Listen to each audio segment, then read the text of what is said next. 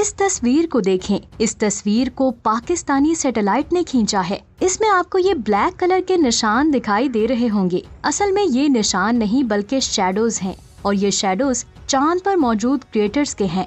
इन shadows का मतलब है कि वहाँ मौजूद क्रेटर्स में सूरज की रोशनी नहीं पहुँच पा रही और ये रोशनी अरबों सालों से इन क्रेटर्स में नहीं पहुँच पाई, जिसकी वजह से साइंसदानों को लगता है कि इन क्रेटर्स में पानी मौजूद है। और पाकिस्तानी सैटेलाइट की तस्वीर में दिखाई दे रहे शैडो चांद पर पानी का सबूत है और ये हमारे लिए एक बहुत बड़ी डिस्कवरी है। चांद पर पानी का पता इंडिया के लैंडर चंद्रयान 3 ने भी लगाया था। 25 अगस्त 2023 को चंद्रयान 3 में लगे इल्सा नामी इंस्ट्रूमेंट ने चांद की सतह पर एक वाइब्रेशन को नोट किया। जब इस वाइब्रेशन की फ्रीक्वेंसी को स्टडी किया तो उन्हें पता चला कि ये वाइब्रेशन अर्थक्वेक की वजह से चांद पर आ रही है, यानी चांद पर मून क्वेक्स आते हैं और ये चंद्रयान 3 की चांद पर पहली डिस्कवरी थी। इसके बाद 27 अगस्त 2023 को चंद्रयान 3 में लगे एक आला यानी कि चेस्ट ने चांद की मिट्टी के टेम्परेचर को मेजर करना शुरू किया। असल में चेस्ट एक तरह का डिटेक्टर है जिसमें 10 अलग अलग सेंसर्स लगे हुए हैं।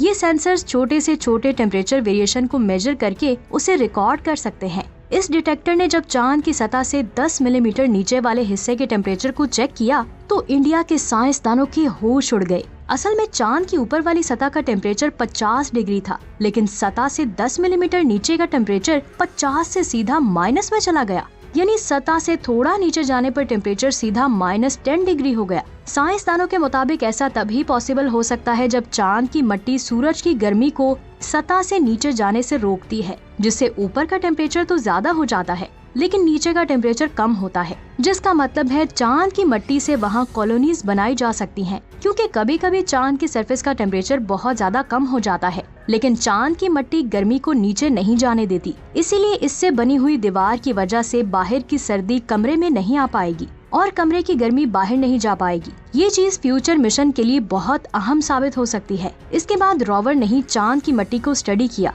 और उसे वहाँ बहुत सारे एलिमेंट्स मिले। इन एलिमेंट्स में सल्फर सबसे ज्यादा अहम था, यानी चांद पर सल्फर मौजूद है। अब चांद पर सल्फर दो तरह से मौजूद हो सकता है। एक तो ये सल्फर एस्ट्रॉइड से चांद पर आया और दूसरा ये पहले से चांद पर मौजूद था। अगर दूसरी थ्योरी को लेकर चलें तो हो सकता है कि अरबों सालों पहले चांद पर वोल्केनिक एक्टिविटी होती होगी। अगर फ्यूचर में ये बात कंफर्म हो जाती है तो फिर क्या इससे ये पता चल सकता है कि क्या चांद पहले जमीन का हिस्सा हुआ करता था या नहीं। लेकिन अभी हम ये कह सकते हैं कि सल्फर वहाँ बहुत ज्यादा मिकदार में मौजूद है, जो इस बात का सबूत हो सकता है कि अरबों साल पहले चांद जियोलॉजिकली एक्टिव हुआ करता था। अब बात करते हैं कि क्या चांद पर पानी मौजूद है। मैंने पहले बताया जब चेस्ट के जरिए चांद की मिट्टी के टेम्परेचर को स्टडी किया गया तो सतह से थोड़ा नीचे जाने पर टेम्परेचर बहुत ज्यादा गिर गया, जिसका मतलब है कि सतह पर तो पानी मौजूद नहीं है लेकिन वहाँ मौजूद क्रेटर्स में जहाँ सूरज की रोशनी मौजूद ही नहीं है, उनकी गहराई सतह से बहुत ज्यादा नीचे तक है और वहाँ का टेम्परेचर सतह से बहुत ज्यादा कम है, जिसकी वजह से साइंसदानों को लगता है कि उन क्रेटर्स में पानी बर्फ की फॉर्म में मौजूद है और जमीन से थोड़ा नीचे जाने पर टेम्परेचर जो इतना ज्यादा गिर जाता है, ये इसी बात का सबूत है कि वहाँ या तो जमीन के बहुत ज्यादा नीचे पानी बर्फ की फॉर्म में मौजूद हो सकता है या उन क्रेटर्स के अंदर जहाँ सूरज की रोशनी अरबों सालों से नहीं गई, जिनकी गहराई बहुत ज्यादा है, वहाँ पानी बर्फ की फॉर्म में मौजूद हो सकता है। और पाकिस्तान की इस तस्वीर में आपको ये शेडोज दिखाई दे रहे हैं, ये उन्हीं क्रेटर्स के हैं जो इस बात की तरफ इशारा कर रहे हैं कि वहाँ पानी बर्फ की फॉर्म में मौजूद हो सकता है। इस पानी को चंद्रयान 1 के ऑर्बिटर ने भी डिटेक्ट किया था, लेकिन चंद्रयान 3 उस पानी को फाइंड न कर सका। लेकिन अब चैंग E6 मिशन को चांद पर लैंड करवाया। असल में चंद्रयान 3 के पास टाइम बहुत ज्यादा कम था, उसके पास सिर्फ 14 दिन ही थे। 14 दिनों के बाद वहाँ अंधेरा हो गया और उस अंधेरे में चांद की सतह का टेम्परेचर इतना ज्यादा गिर गया कि उसकी बैटरी पूरी तरह से डेड हो गई।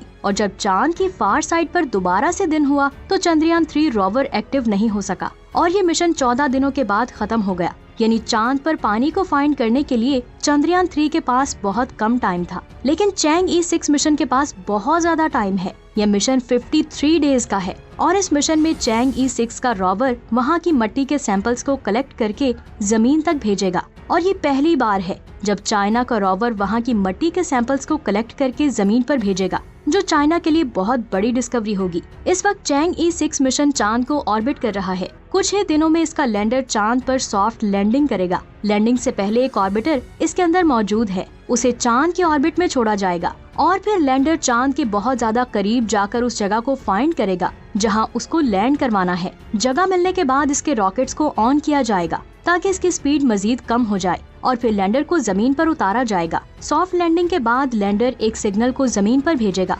जिससे पता चल जाएगा कि लैंडर में किसी किस्म की कोई खराबी तो नहीं, वो सही से लैंड हो चुका है। फिर लैंडर से एक रोवर बाहर निकलेगा और फिर उस रोवर को चलाकर देखा जाएगा। फिर उसके कैमरे और ड्रिलिंग मशीन को टेस्ट किया जाएगा। अच्छी तरह टेस्टिंग के बाद रोवर रॉक्स को कलेक्ट करेंगे, लैंडर तक लेकर आएगा। फिर लैंडर से उन सैंपल्स को स्पेस में मौजूद ऑर्बिटर तक पहुंचाया जाएगा। फिर वो ऑर्बिटर उन सैंपल्स को जमीन पर लेकर आएगा। अगर ये मिशन कामयाब हो जाता है तो ये चाइना के लिए बहुत बड़ी डिस्कवरी होगी। वैसे आपका इस बारे में क्या ख्याल है, नीचे कमेंट्स करके जरूर बताएं। वीडियो अच्छी लगी तो इसको लाइक और शेयर लाजमी करें। मिलते हैं एक और शानदार वीडियो में। अपना बहुत सारा ख्याल रखें। अल्लाह हाफिज।